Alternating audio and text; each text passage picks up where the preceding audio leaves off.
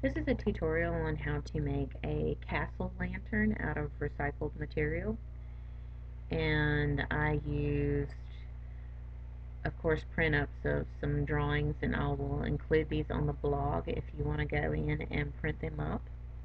I used pistachio shells, pony beads, a leftover magazine sheets, popsicle sticks, and some recycled cardboard. And you can see my cardboard that I'm using right now from a music player. So I always like to save my cardboard.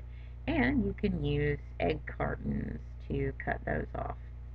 I cut holes in the top, and then I go in and start to add my egg cartons there, and I glue those down, and then I've gone in and I've taped over the whole section because I'm going to paper mache some. So go ahead and tape it up, and you see it completely done so that it's nice and smooth. And this takes time. So I've got popsicle sticks here, and I've gone in and I've tried to calculate what I'll need for my sections, and go in and pull out so many, and I try to stick them in a pile, what's going to be the front, what's going to be the side, and what's going to be the bottom, and I put them in groups. And you'll need a hot glue gun for this. So we're going to start off with a pile of popsicle sticks, and you're going to make corners for the actual base. So we're going to start putting a base on. So you want to take the glue gun and you want to add glue to the tip like this. And while I'm using brand new popsicle sticks, if you eat popsicles, save them. You can use them for this project. So put another one right up against it, fold it in at a 90-degree angle, and you can see that I've got it at a 90-degree angle. And then to make sure that it stays secure, I'm going to go in and apply glue on the inside so that it stays together. And you want to do that 4 times for 4 corners. And you can see where it's at, and it'll stay together. So you've done 4 of those, and we're going to attach them to our 4 corners. And you want to attach them just on the very edge. You don't want to push them up in there too far. So go ahead and attach them on the very edges. And I'm doing about 1 inch in to half an inch in. But make sure it's even all the way around. Go ahead and really press those in. And it may stick out a little bit, but when you go in to glue the other ones in, you can really pull those in to where it's evened out. And then I'm gluing in the individuals that are going to help support. And because there's a space there, I'm going to add an image. Now, they are sticking out a little bit, but when we go to glue in the base ones, we'll pull those together and make it more even. But go around and add in all the corners and the flat pieces. And then here's where you're going to use your bottom pieces to bring it together where it's actually even. So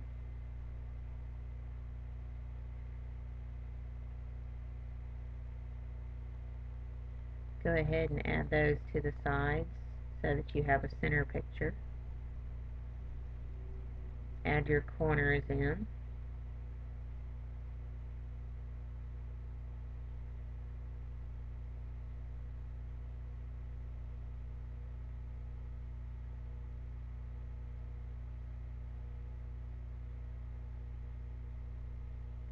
And then add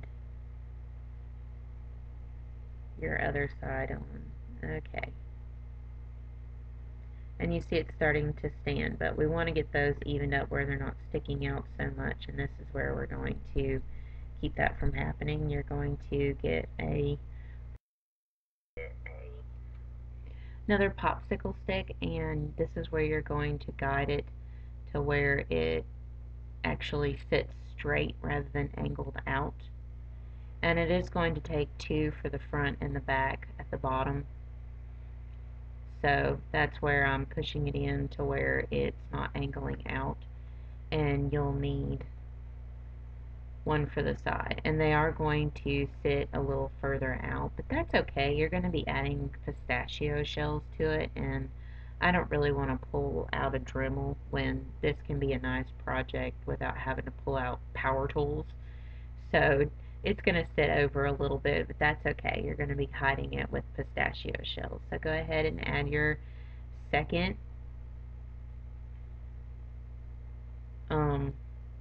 your actual popsicle stick to straighten it out, and then you'll go ahead and add your second popsicle stick to even out the other side. And again, the overlap is okay. You're going to be covering it with pistachio shells to give yourself like a rock texture. So I'm going to add one more to that base and get everything centered out. And then I will have my base to start adding all my textures to. This is quite a lengthy project. So there's my base. And there's what it looks like. Next we're going to take our pistachio shells and we're going to start adding our texture on the base of our castle where our popsicle sticks are. And we're just going to glue those down, and we're going to basically be making sure that they're flat. They're not going to overlap like they do in my pistachio dragon video, so they're going to kind of be smooth across. As you can see, I'm putting them beside each other, between each other, kind of like a rock wall. And this will take a lot of glue. You will need a lot of glue sticks, I will be honest.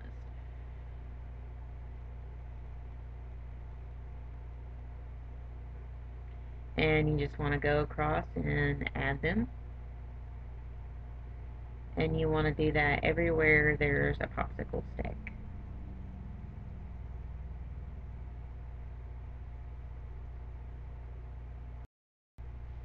So go ahead and do all the popsicle stick areas. And when you're done, this is kind of what it should look like. And what I'm doing now is I'm going in and filling those spaces with the glue gun, kind of like mortar, in between your bricks and your rocks. So when you paint this in, you're not going to know the difference. So go ahead and fill in the spaces with your glue gun in between the pistachio shells to create a mortar area. And do this all the way around. As I said, you're going to use a lot of glue.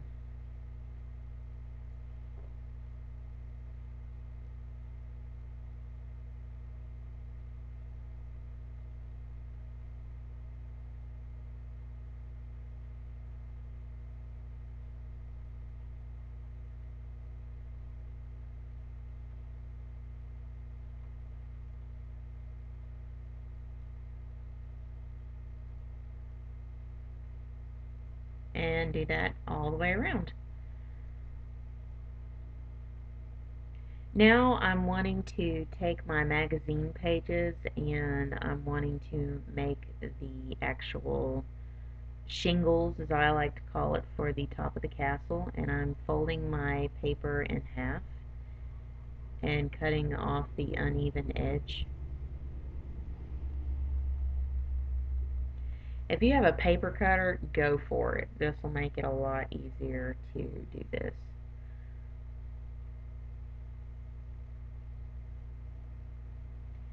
Okay, and then you want to fold the paper in half again. And I'm going to actually fold it in half again, but you can, and that way you can cut one triangle and it'll be easier, but I'm going to show you how to cut at least two little triangled edges, and I'm going to put them an inch apart all the way across. So I'm going to mark an inch. Do that anyway. If you fold it in half again, go ahead and mark an inch all the way across the paper.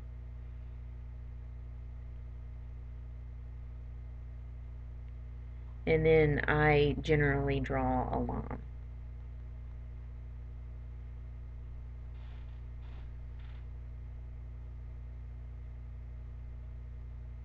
So your shingle area is going to be an inch thick. Now, it really is easier to go ahead and fold it in half and cut a triangle with a little bit of an edge at the top.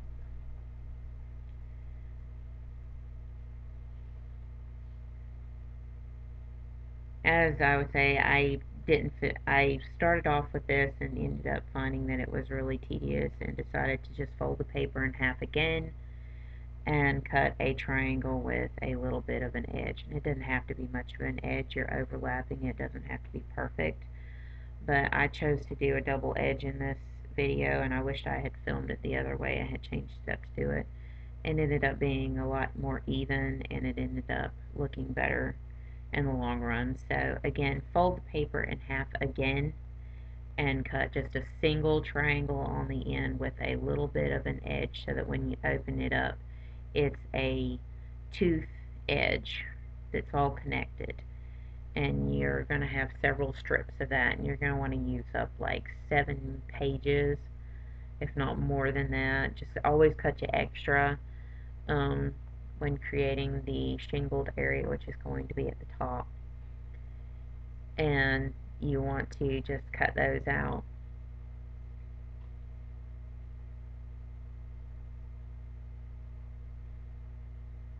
And so once you get everything measured out, I usually cut one.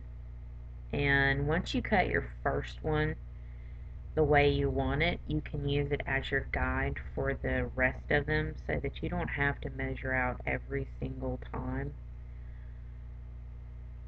I usually find my center point, make a mark, draw a triangle to the edge, that kind of thing. But you see what I've done here, and then I cut where the inch mark is.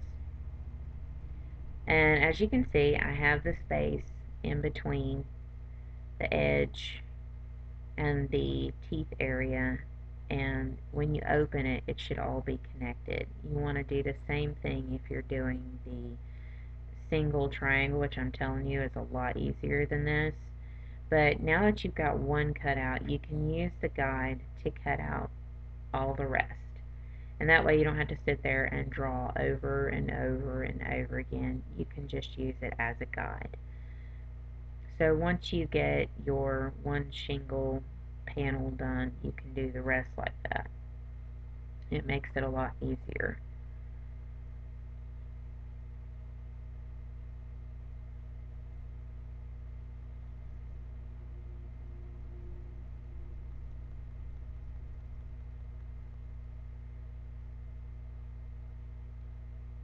But yeah, it works the same way if you fold it in half again and do a single triangle at the end rather than the double.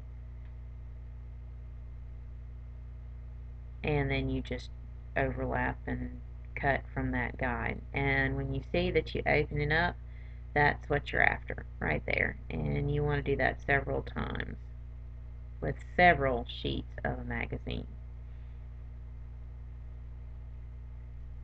And then once you've made that many, you're going to go in and start gluing them on top of each other, starting from the bottom and then working your up and staggering the teeth area to create a shingled layered effect.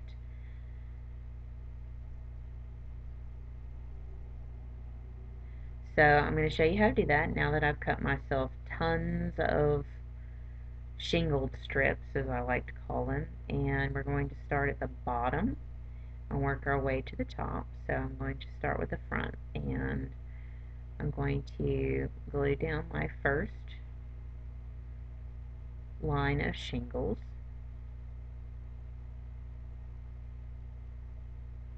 And trust me, this will look really funky when you're starting out doing this. But once you're done and you paint it a solid color, it makes sense. So go ahead and glue your strips of shingles down. And you want to alternate so that the actual shingle tips are staggered. So glue your next strip down and add glue. I'm just using like regular glue. You can use Elmer's glue, school glue, just any type of liquid glue will do. And you see that I am staggering my shingled area so that it's layered, kind of like a dragon's area, like a dragon scaled area. And as you can see, I did it all the way around. Snip as needed to make it fit in the area. So I've gone in and I've done that all the way around. Now I want to start adding my texture to the top, but I need to add my areas that I'm going to work around for the pony beads, and so I'm using toothpicks to add support. If you get the toothpicks long enough, you can cut out paper flags and add them, but I chose not to add mine. I was thinking about it and didn't end up doing it, mostly because this is a long project. My son decided to knock it off the table and broke the popsicle sticks, so I wasn't able to add the flags. I'm using wooden beads, Horizon wooden beads, that you can get at Walmart in the big containers, and they come in different sizes, so you can add them from large to small.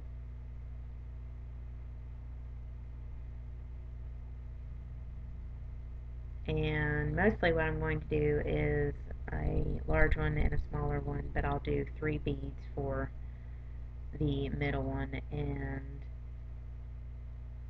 the pony beads get added on top because you're creating a large to small appearance. Once you get everything in the way that you want, just go ahead and hot glue it down. And I'm going to add pony beads to the edge around the middle one.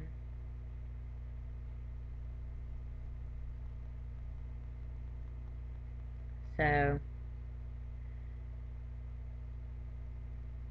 and around the edge. So you see that I'm adding pony beads to the edge.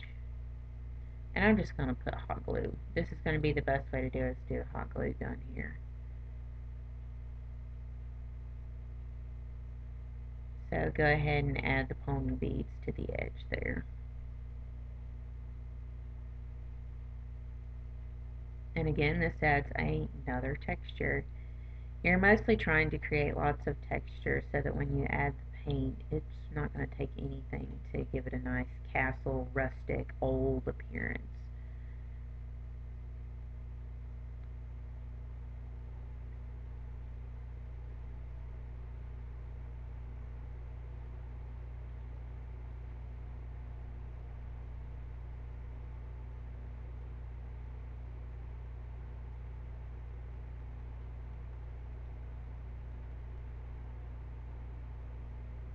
Okay, and I'm going to add it to the other side as well, and I'm going to go around the edges in those areas to do that.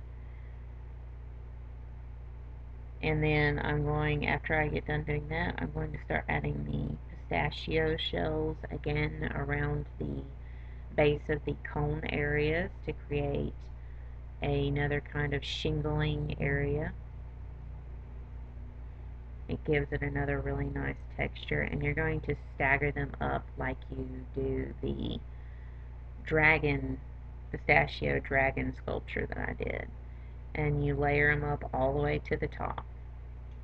After you get done gluing your beads and everything and your pistachio shells, this is what your results should look like. This is what it should look like raw before adding paint to it. After spray painting it white, which is what I've done, this is what it looks like. You can see all the weirdness from all the recycled items gives it a more neutral effect. Now I'm going to start adding my colors, and I'm going to be using some basic colors. So I've got the Craft Smart Silver. You can also do Folkart Silver, like I'm using a Folkart Gold. Folkart's a little thicker, and you don't have to do so many layers. And a Folkart Pearled Blue for the roofing area. So I'm going to take an old sponge. Those are great for this, and you don't have paintbrush marks. And I'm going to go in and I'm going to sponge in the silver around the stone area. You can use a flat gray if you'd like. I like the shiny silver. But I go in and I sponge in that gray to give it more of a textured effect. Thicker paint in some areas and not in others, since it's supposed to be stone. You'll want to do 2 coats of that. Now we're going to do our roof area in blue, and so I'm just taking a sponge brush and just painting that over because it can have some texture to it. So I'm taking that and putting paint on that area, and you're going to want to do 2 coats of it across the shingled areas, but on the cones you're going to do the gold.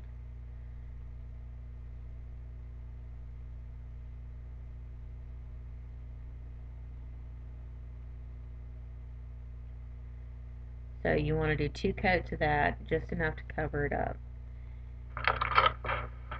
Now that that is done, you're going to add your gold color to the cone areas that I've left unpainted. And I'm actually taking a brush to do this because the pistachio shells are hard to get up in those deeper creviced areas. So I would suggest an actual paintbrush to go in and fill in those. And most likely you're going to do 2 coats, but I would suggest 3 if it's still showing through. So you get all those areas and go ahead and paint those in.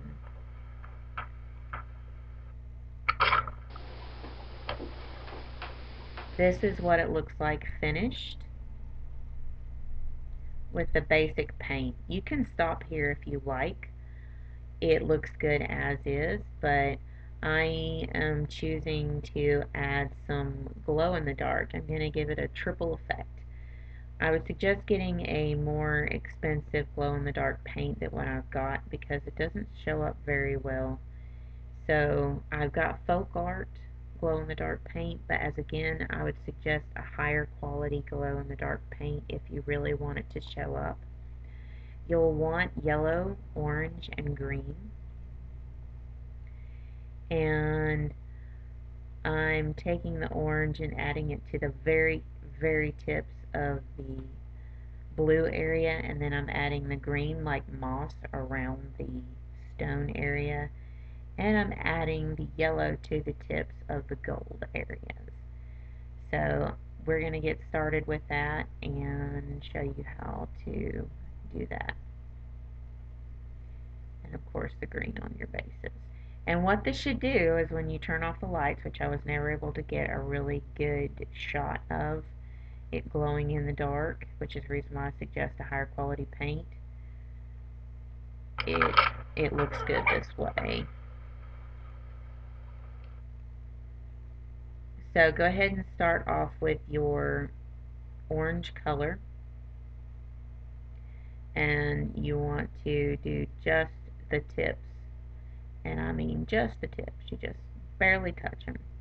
And if you use a higher quality paint, you don't have to do 2 coats, but I had to do several coats to try to get it as thick as possible. That's what they said would actually make it show up more. And if you stick this lantern in the sunlight during the day and you put it in a dark room at night with no lights underneath it, it does actually glow, just not as well as if you were to have gotten a higher quality glow in the dark paint. But it adds a nice effect to add the extra paint to it.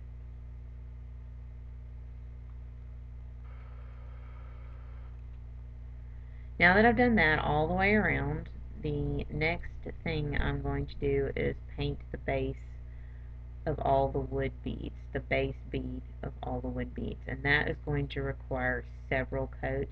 This is a thinner paint.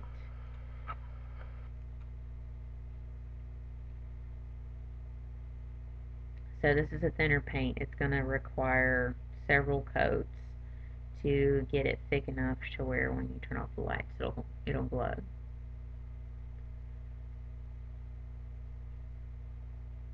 Next we're going to add our yellow glow in the dark.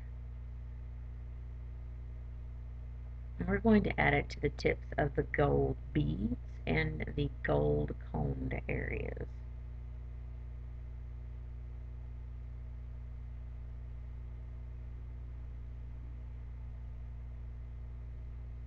And I'll be using the brush for that, to do those areas.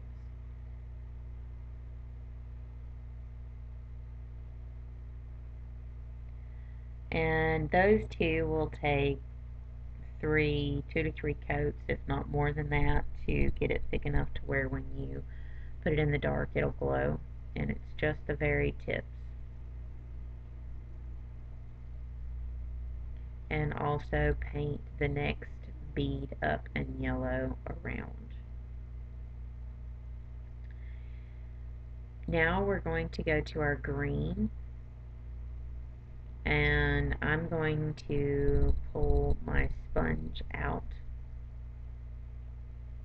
after I get done painting the pony beads green on the top. And those again will take 2, 3, 4 coats depending on what kind of paint you use.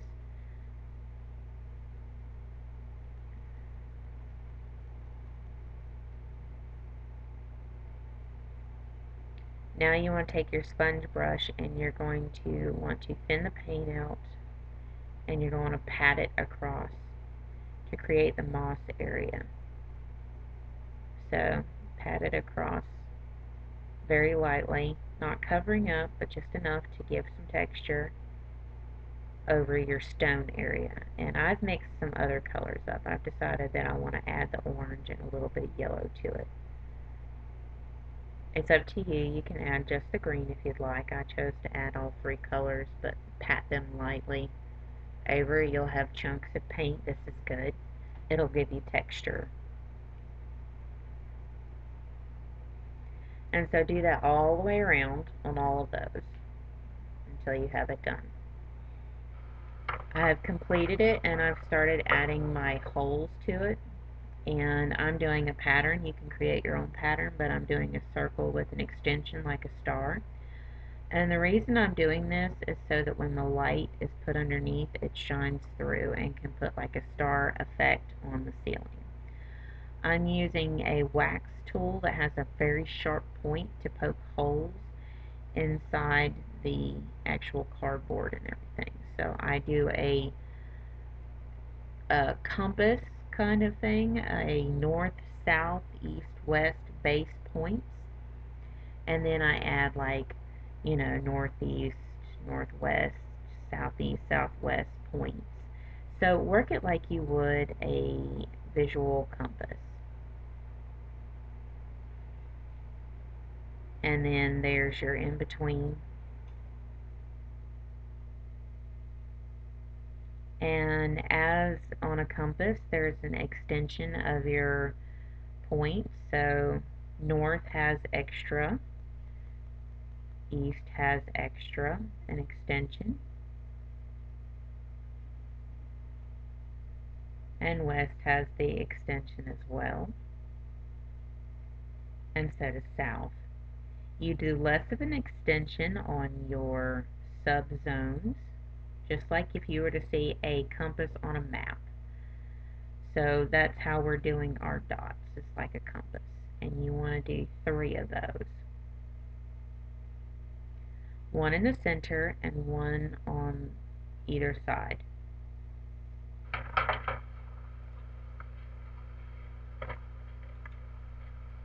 Next, we're going to glue in our printed images, and you're going to kind of go in and cut them as necessary to glue them in.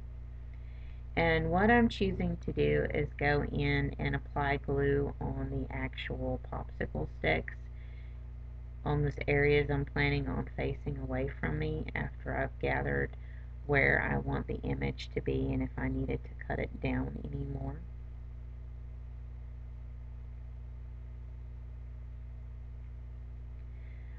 So after I've applied my glue, I'm going to face the image away from me and place it on the actual popsicle sticks.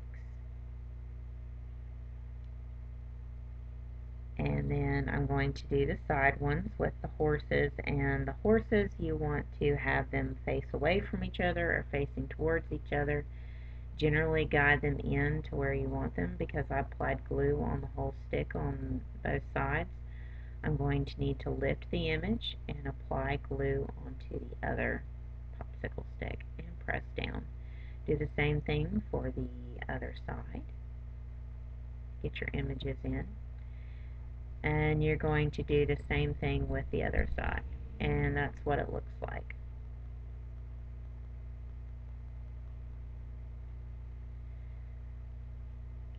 So you're going to do the same thing with the other side. And then you're going to fit in your dragon on the side area and find out where it needs to go. And you're going to glue it in just like you did the other images. Once you've completed it, this is what it looks like when you add the light inside with all your images. This is what the light looks like glowing through. So this is your finished, you're done, and this is what it looks like over top with the holes. And this is what the castle lantern looks like.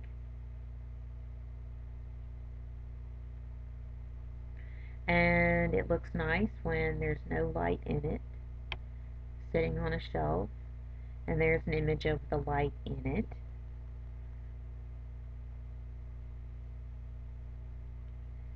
And here is what it looks like in a dark room with the light in it. You can see that the light shines through nicely and that the light shines up through the holes really nice.